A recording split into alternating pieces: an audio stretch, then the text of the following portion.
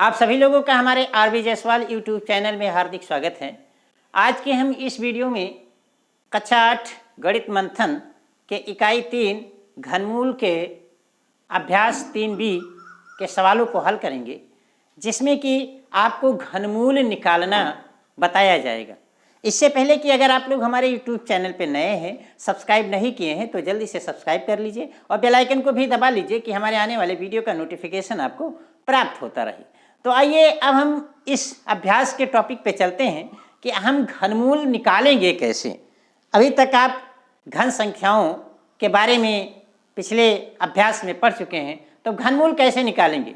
देखिए, घनमूल निकालने की जो सबसे आसान विधि है वो गुणनखंड विधि है। हम इसमें क्या करते हैं, देखिए ये कुछ स्टेप है जिससे हम फॉलो करते हुए घनमूल निकाल लेते हैं। कैसे पूर्ण घन संख्याओं का घनमूल हम कैसे निकालेंगे, इसके लिए सबसे पहला काम आपको करना है कि सर्वप्रथम दी हुई संख्याओं का अभाज्य गुणनखंड ज्ञात कीजिए। सबसे पहले आप जो संख्या दी गई है उसके अभाज्य गुणनखंड ज्ञात कीजिए। उसके बाद देखिए दूसरा पॉइंट, समान गुणनखंडों के 3-3 समूह बनाइए। अब जब आपका गुणनखंड बन जाए तो समान अंक के 3-3 समूह बना लीजिए, जिसे हम त्रिक कहते हैं। क्या कहते हैं? त्रिक कहते हैं। फिर अगला पॉइंट, तीसरा पॉइंट कहते हैं कि प्रत्येक त्रिक से एक गुणनखंड लीजिए। तो जो आपने त्रिक बनाया, प्रत्येक त्रिक से आप एक गुणनखंड ले लीजिए और उसके बाद इन गुणनखंडों का आपस में गुणा कीजिए। और जो त्रिक से आपने एक एक खंड लिए हैं, एक एक गुणनखंड लिए हैं, उनका आपस में गुणा कर दीजिए। और सबसे अंत में यही जो गुणन है, गुणनफल है, ये आपका दी हुई पूर्ण संख्या का घन मूल होगा। देखिए, अब हम आपको अभ्यास 3B के सवालों पर चलते हैं, जहां आपको उस कंडीशन को फॉलो करते हुए घनमूल निकालेंगे। तो देखिए, इसमें सवाल नंबर 1 दिया गया है कि 8 तथा ऋण 8 के घनमूलों में कौन बड़ा है। 8 तथा ऋण 8 के घनमूलों में कौन बड़ा है। तो आइए इसका हम घनमूल निकाल लेते हैं। देखिए, 8 को हम लिख सकते हैं 2 गुणे 2 गुणे 2। अगर इसके अभाज्य गुणनखंड करेंगे तो 2 गुणे 2 गुणे 2। देखिए, अब इसका हम दूसरा कंडीशन लगाते हैं तो एक त्रिक ये बन गया, 2 का एक त्रिक बन गया। और इससे जब इसका हम घनमूल निकालेंगे तो इस गुणनखंड से एक गुणनखंड ले लेंगे, मतलब 8 का घनमूल आपका 2 मिल गया। ठीक इसी प्रकार से ऋण 8 को हम क्या लिख सकते हैं, ऋण 2 गुणे ऋण 2 गुणे ऋण 2। यहाँ से देखिए अभाज्य गुणनखंड हमने कर लिया। फिर यहाँ से देखिए एक हमने 3-3 के समूह बनाए तो एक समूह 2 का बन गया। और इस समूह से जब हमने एक गुणनखंड लिया तो ऋण 2 मिल गया। इसका मतलब ऋण 8 का घनमूल कितना हो गया, ऋण 2 हो गया। अब आप देख रहे हैं 2 और ऋण 2 में कौन बड़ा है। जाहिर सी बात है, जो संख्या धनात्मक है वही बड़ी होती है, तो 2 बड़ा है। तब जब 2 ऋण 2 से बड़ा है, इसका मतलब 8 का घनमूल ऋण 8 के घनमूल से बड़ा होगा। देखिए, ये सवाल नंबर 2 है। सवाल नंबर 2 में कहते हैं कि 32 को किस लघुत्तम पूर्ण संख्या से गुणा करें कि गुणनफल पूर्ण घन हो जाए। मतलब 32 दिया गया है, तो 32 में हम किस संख्या से गुणा कर दें कि जो गुणनफल प्राप्त हो वो संख्या पूर्ण घन बन जाए। और पूर्ण घन संख्या क्या होती है, जिसका घनमूल पूर्णांक में निकल आए। जिसका घनमूल पूर्णांक में निकल आए वो पूर्ण घन संख्या होती है। तो आइए इसे हम हल करते हैं। भाग विधि से वही जो तरीका है, तरीका वही अपनाएंगे। सबसे पहले हम 32 के अभाज्य गुणनखंड करेंगे। क्या करेंगे, 32 के अभाज्य गुणनखंड करेंगे। अब देखिए, 32 के जब अभाज्य गुणनखंड करते हैं तो पहले 2 से काटते हैं तो 16 हो जाता है। फिर 16 को 2 से काटते हैं तो 8 आ जाता है। फिर 8 को 2 से काटते हैं तो 4 आ जाता है। फिर 4 को 2 से काटते हैं तो 2 आता है। और 2 को 2 से काटते हैं तो 1 मिल जाता है। इस प्रकार से देखिए 32 के हमने अभाज्य गुणनखंड ये निकाल लिए। इस प्रकार से देखिए 32 को हम क्या लिख सकते हैं, 2 गुणे 2 गुणे 2 गुणे 2 गुणे 2, यानी 5 बार 2 कटा है। 1 2 3 4 5 बार 2 ये कटा है। तो हम 5 बार 2 का गुणा करके 32 प्राप्त कर सकते हैं। अब देखिए दूसरा क्या है उसका पॉइंट कि आप ये जो गुणनखंड है इनके त्रिक बनाइए, 3-3 का समूह बनाइए। तो हमने देखिए एक 3 का समूह तो बन गया, लेकिन दूसरा 3 का समूह नहीं बन पाया। इसमें 2 ही बार 2 है, 3 बार नहीं हो पाया। अब देखिए 3 बार जब नहीं हो पाया, इसका मतलब ये पूर्ण घन नहीं हो। अब ये कहते हैं कि अगर ये 3 बार हो जाए, 3 बार ये हो जाए, 2 का इसमें एक बार 2 का और गुणा हो जाता तो ये भी समूह बन जाता और ये भी 3 का समूह बन जाता, त्रिक बन जाता। तो ये क्या होते, संख्या क्या हो जाती, पूर्ण घन हो जाती है। तो इसका उत्तर क्या हो गया? वही 2। अगर 2 से इसमें हम गुणा कर देंगे तो ये भी एक त्रिक बन जाएगा, ये भी 3 का समूह बन जाएगा या नहीं बन जाएगा? भाई 2 बार है, एक बार अगर और हम गुणा कर देंगे तो ये भी एक 3 का समूह बन जाएगा। और जब ये 3 का समूह बन जाएगा तो ये संख्या पूर्ण वर्ग हो जाएगी। तो इस प्रकार से अगर हम 2 से इधर भी गुणा कर दें तो देखिए ये 3 का समूह बन गया, तो 2 से इधर भी गुणा कर देंगे। बस इसका मतलब क्या हो गया? ये जो संख्या प्राप्त होगी ये क्या होगी? पूर्ण घन होगी। तो इसका मतलब अभीष्ट उत्तर आपका क्या हो गया? यही 2 जिससे आपने गुणा किया है। तो अभीष्ट उत्तर आपका 2 हो गया। देखिए ये सवाल नंबर 3 है। सवाल नंबर 3 में कहते हैं कि निम्नांकित में से कौन सी संख्याएं पूर्ण घन हैं? ये देखिए 8 पार्ट दिए गए हैं, 1 2 3 4 5 6 7 8 पार्ट दिए गए हैं। इसमें से आपको बताना है कि कौन सी संख्या पूर्ण घन है। तो आइए हम एक एक पार्ट को हल करते हैं और जानते हैं कि ये पूर्ण घन है या नहीं है। तो देखिए सबसे पहला पार्ट दिया गया है 432।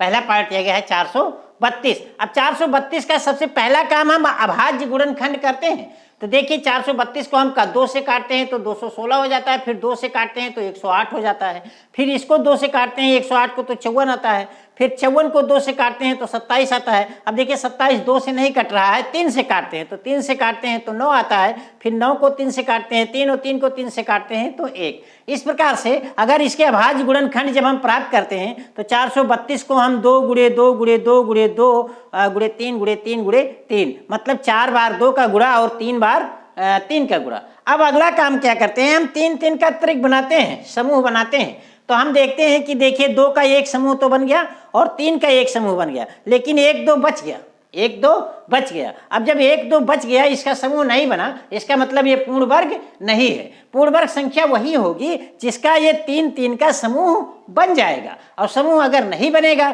तो ये क्या होगा? पूर्ण वर्ग नहीं होगा। तो यहाँ देखिए 2 बच गया, इसका मतलब कि 432 पूर्ण घन संख्या नहीं है। अगला देखिए दूसरा सवाल, दूसरा पार्ट दिया गया है 729। अब 729 का भी सबसे पहले हम ये देखिए गुणनखंड करते हैं, अभाज्य गुणनखंड निकालते हैं। तो 3 से काटते हैं तो देखिए 243 आता है, फिर 243 को 3 से काटते हैं तो 81 आ जाता है, 81 को 3 से काटते हैं तो 27 आ जाता है, और 27 को 3 से काटते हैं तो 9 आता है, और 9 को 3 से काटते हैं तो 3 आता है, और 3 को 3 से काटते हैं तो 1 आता है। इस प्रकार से 729 को हम देखिए 6 बार 3 3 के गुणा करके प्राप्त कर सकते हैं, यानी 3 को 6 बार गुणा करके प्राप्त कर सकते हैं। अब अगर इसे हम समूह बनाते हैं, 3 3 का समूह बनाते हैं, तो देखिए 3 का एक समूह बन गया और 3 का दूसरा समूह बन गया। चूंकि ये 3 3 का समूह बन गया, इसका मतलब कि 729 पूर्ण घन है। देखिए अगला पार्ट हम तीसरा हल करते हैं। तीसरा दिया गया है 13824। अब 13824 के ये गुणनखंड हमने किया। गुणनखंड आप कर लीजिए। अभाज्य गुणनखंड जब हम करते हैं तो देखिए 2 से 3 बार काटा, फिर 2 से 3 बार काटा, फिर 2 से फिर 3 से कटा। इस प्रकार से आप देख रहे हैं कि गुणनखंड करने के बाद 2 का ये देखिए एक समूह 2 का यहाँ बन गया, दूसरा समूह 2 का यहाँ बन गया, तीसरा समूह 2 का यहाँ बन गया, और एक समूह 3 का बना। अगर 3 3 का हम समूह बनाते हैं इनका गुणनखंड करने के बाद, अभाज्य गुणनखंड करने पर, तो देखिए 2 के 3 समूह बने और 3 के एक समूह बने, मतलब ये संख्या 3 3 के समूह बन जाती है इसके अभाज्य गुणन की। इसका मतलब कि ये संख्या 13824 क्या है? पूर्ण घन संख्या है। अगर नहीं बनती तो नहीं होती। तो देखिए 3 3 के समूह ये बन जाती है अभाज्य गुणनखंड करने पर, इसका मतलब कि ये संख्या 13824 पूर्ण घन है। इसके बाद अगला सवाल देखिए, चौथा पार्ट कहते हैं कि 42875। अब 42875 का भी उसी तरीके से हम गुणनखंड करते हैं। देखिए 5 से काटते हैं तो 8575 आता है, फिर 8575 को 5 से काटते हैं तो 1715 आता है, 1715 को 5 से काटते हैं तो 343 आता है, और 343 अब देखिए 7 से कट रहा है तो 49 आता है, 49 को 7 से काटते हैं तो 7 आता है, और 7 को 7 से काटते हैं तो 1 आता है। अब इसका देखिए जब हम ये 3 3 के समूह बनाते हैं तो देखिए एक समूह ये 5 का बन गया और दूसरा समूह ये 7 का बन गया। 3 का एक समूह 5 का बन गया और दूसरा 3 का एक समूह 7 का बन गया। अब देखिए समूह ये बन गया, त्रिक बन गया, इसका मतलब इसके अभाज्य गुणनखंड करने पर त्रिक बन गया। इसका मतलब कि ये संख्या पूर्ण घन संख्या है। इसका मतलब कि 42875 पूर्ण घन संख्या है। देखिए अब इसमें हम 5वां पार्ट देखते हैं। 4608 दिया गया है। 4608 का जब हम गुणनखंड करते हैं तो देखिए 2 का अभाज्य गुणनखंड करते हैं तो आप पाते हैं क्या, 2 का एक समूह त्रिक बन गया, 2 का एक दूसरा त्रिक भी बन गया, 2 का तीसरा त्रिक भी बन गया, लेकिन 3 का त्रिक नहीं बना, 3 का त्रिक नहीं बना। अभाज्य गुणनखंड करने पर 2 का ये 3 त्रिक तो बन गए, लेकिन 3 का समूह 3 का त्रिक नहीं बना। इसका मतलब जब ये त्रिक नहीं बना तो इसका मतलब उसको वो पूर्ण घन संख्या नहीं है। इसका मतलब देखिए 3 का त्रिक नहीं बना, अतः 4608 पूर्ण घन संख्या नहीं है।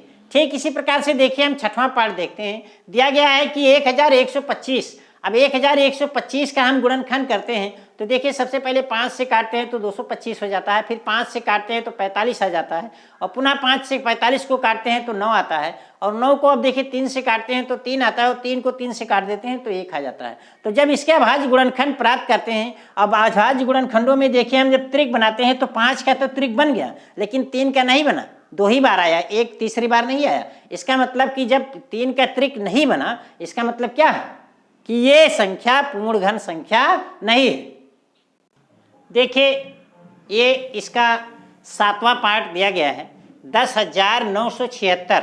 अब 10,976 का हम क्या नाम से अभाज्य गुणनखंड करते हैं।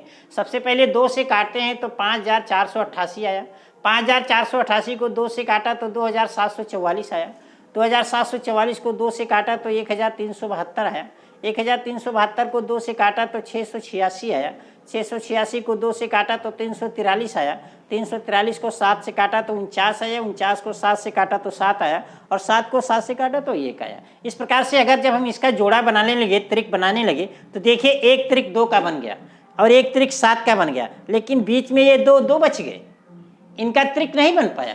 और जब इनका त्रिक नहीं बन पाया मतलब 3 का समूह नहीं बन पाया, इसका मतलब कि यह संख्या पूर्ण घन संख्या नहीं है।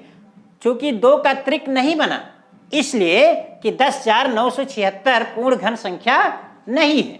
अगला पार्ट देखिए दिया गया है, सबसे लास्ट पार्ट दिया गया है इसका, सवाल नंबर 3 का लास्ट पार्ट 5,832। अब 5,832 का भी हम इसी तरीके से अभाज्य गुणनखंड निकालते हैं।